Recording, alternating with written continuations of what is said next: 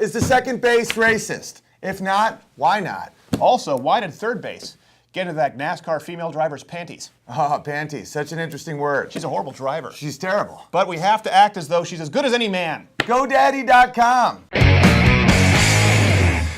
When it comes to the Emmys, there's more to this than I think people understand. Obviously, why do we care about the Emmys? You know, politics is culture's upstream from politics. So with the Emmys, it also ties into what's going on with Rolling Stone, ESPN. We'll get to that in a second. But it might as well have just been, I understand that you're in an industry where people might lean left, but it was proactively a social justice warrior. Screed. It was a get-together. It was like Alcoholics Anonymous for social justice warriors, but it was broadcast. See this. I think the world would be a better place if more women were in charge. Because unlike the presidency, Emmys go to the winner of the popular vote. I want to thank Trump for making black people #1 on the most oppressed list. We did have a little storyline about an impeachment, but we abandoned that because we were worried that someone else might get to it first. I suppose I should say, at long last, Mr. President, here is your Emmy. It came across as mean-spirited. Yeah, and I know absolutely. well, Trump's mean. It came for people who love to fancy themselves as creative and compassionate. Not only that, but afterwards, if you read the headlines, Sean Spicer made an appearance and he poked fun at himself. People were furious. Like, oh, I can't believe anyone would have him out. They were mad at Stephen Colbert. How can you normalize Sean Spicer?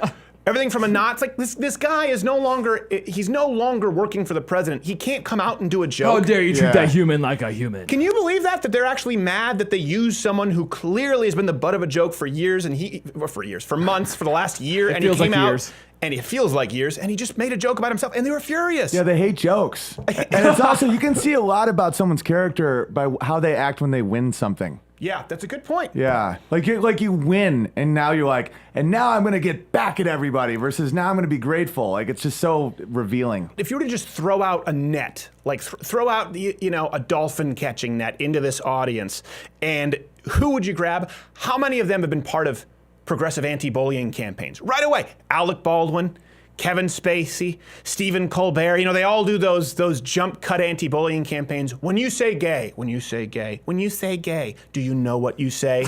We can take a stand. We can take a stand. Like that. They've all taken part in it. You're so good at it. And then they go, out here, and it's just attack after attack after attack and taunt on President Trump. And people can say, well, it's because they're punching up. No. Listen, they are not punching up. They made fun of his reality show. They've made fun of his family. These people have far more power and influence, or they certainly did at one point, than just the guy in the White House. This is the cultural entertainment establishment elite. When we talk about why Trump won, this is a big reason why. People tune into the Emmys, very few now, on record with the lowest rated Emmys ever, and they go, I just can't. Even people who don't necessarily like Trump are just going, it's just a constant sucker punch, and they shut it off. Alec Baldwin won an award for doing a Donald Trump impression which would suck at a local open mic, and he's not even on the cast at SNL. It's the only thing he does.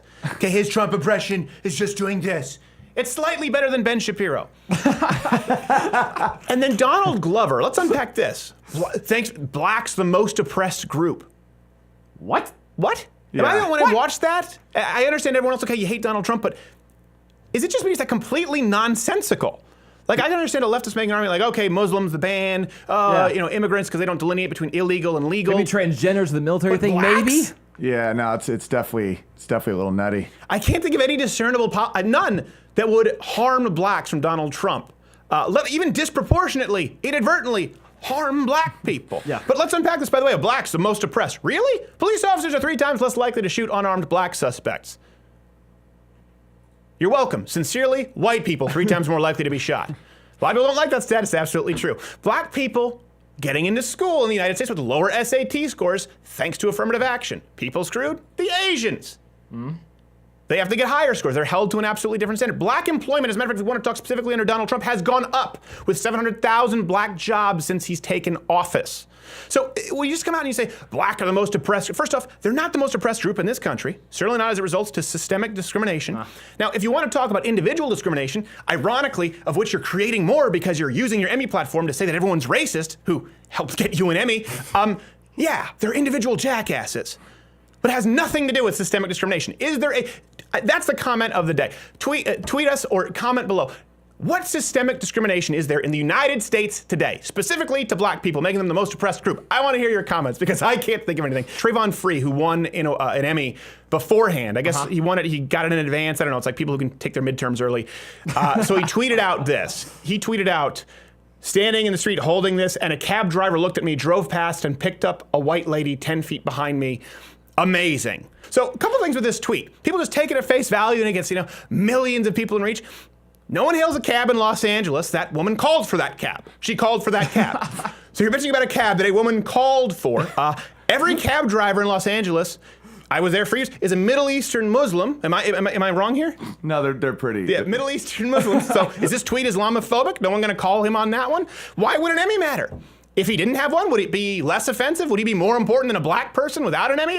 Middle Eastern Muslim cab driver probably saw a dark-skinned guy with the Emmy and thought it was a Sikh with a holy dagger looking to take him out.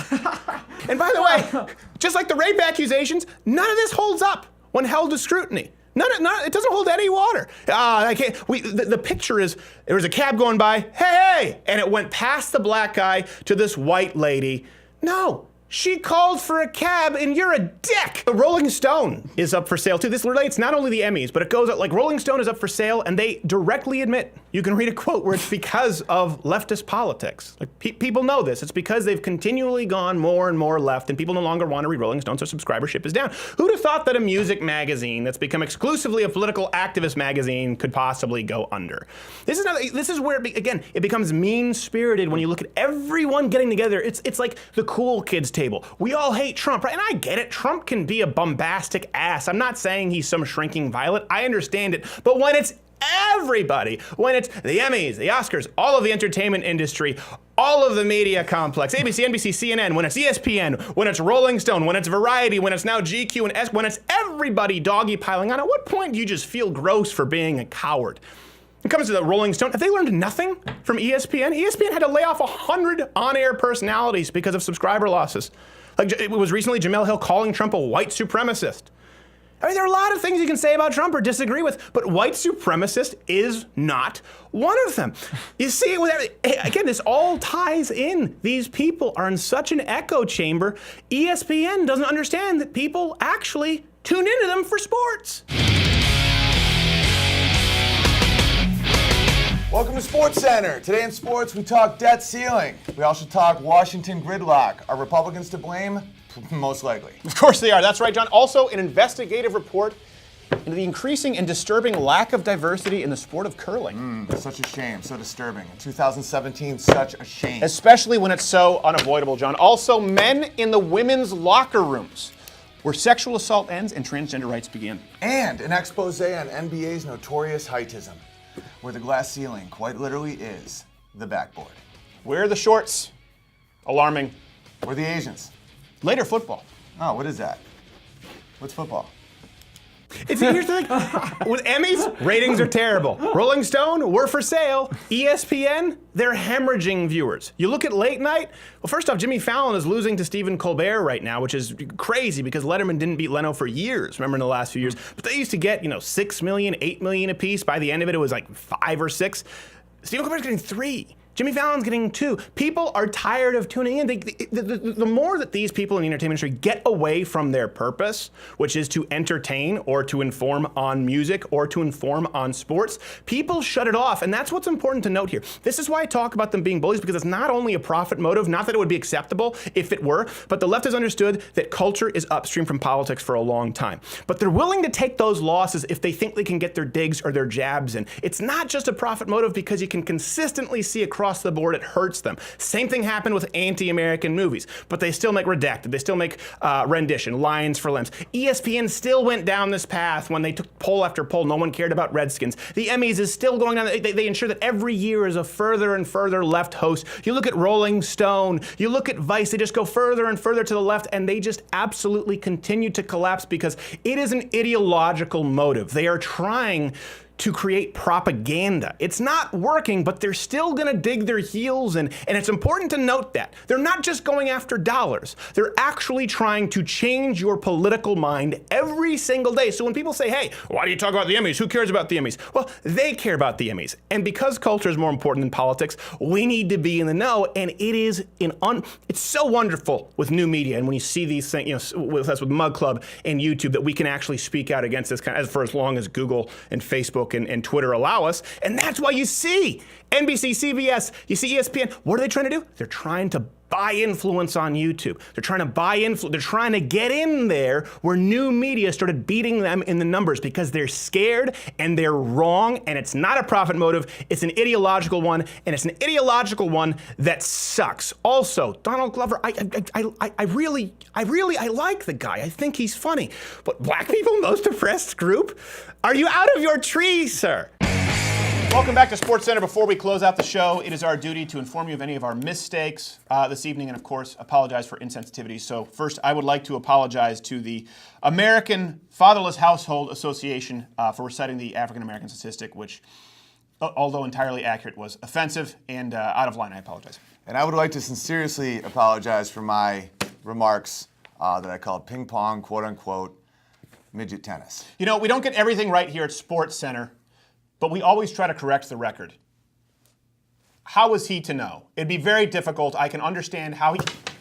We also apologize that we hired a white individual to be throwing this basketball. We should have hired an African American for the job of lobbing us the basketball. However, it was difficult to find a Negro who would work for $17.50 an hour. Turns out if they're high level enough to throw a basketball accurately on air, they should be working professionally. And we sincerely apologize for not hiring a Jewish accountant. We are facing bankruptcy. Yes, we also sincerely apologize for not hiring a non-Jewish lawyer, which of course we need to meet a quota based on consonants in the last name. And Mr. Silverstein, you've also been issued papers. Your services are no longer required. We apologize for that as well. Very nice man. Great guy. But he's taken someone's spot. And I would also personally like to apologize for calling the WNBA, quote unquote, a chaotic lesbian party. I would also like to apologize for saying that the WNBA was, quote unquote, for those who like black women but hate good basketball. And I'm very sorry for saying that I wanted Floyd Mayweather to hit Conor McGregor like he was his wife. Yeah, that one was accurate, not as offensive to accurate. Not as offensive to most women, actually, because they believed that to be the case and saw it as a dig. But it was offensive to the overwhelming number of black males in the community who, when they rarely stay with their wives, do tend to beat them mercilessly. Also, I realize that I am being asked to apologize for insinuating that the biggest asset Danica Patrick bought to the sport of driving was tits. Yeah. GoDaddy.com. This has been SportsCenter.